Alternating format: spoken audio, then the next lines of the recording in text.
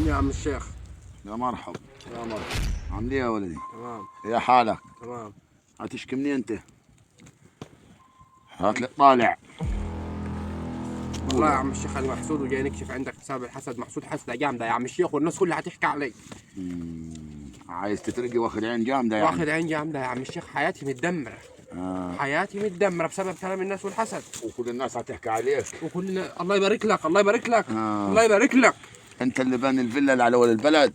لا يا عم الشيخ، ده انا راجل غلبان ساكن في شقه ايجار. جاي بعربيتك ولا جاي مواصلات؟ عربيتي يا راجل، ده انا ما لقيتش الا ده انا جايب توك توك. ومحسود يا عم الشيخ، وما نمش الليل ولا فلوس، وحياتي بايظه بايظه ومتدمره. والناس كلها هتحكي علي. معك ارض يا ولد زرع؟ ولا زرع ولا برع، على باب الله. طب يعني انت معك بيت وساكن بالايجار؟ سكن بالايجار. وجاي مواصلات؟ جاي مواصلات، خليهم يقولوا لك اطلع لي كده شوف ويا الدنيا. وما عندكش اي حاجه ولا تمتلك حاجه؟ على الابيض على باب الله والله يا عم الشيخ. ومحسود؟ محسود والله، اخر حسدان في الدنيا عن نمش الليل. طب محسود؟ حياتي متدمره. طب متدمر على ايه؟ انت معاك ايه تتحسد عليه اصلا؟ ايه اللي معاك؟ ايه حيلتك عشان حاسدينك عليه؟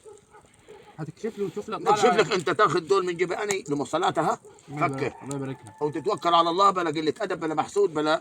شوف لك شغلانه، شوف لك شغلانه اشتغلها ابوك. هم خلوه يشوف لك، شوفوا لي طالع. طالع روح شوف لك شغلانه، شوف لك مصلحه اشتغلها، روح بلا حسد. ما جاي لك ساكن بالايجار وجاي مواصلات. روح خلوه توكل على الله بلا محسود.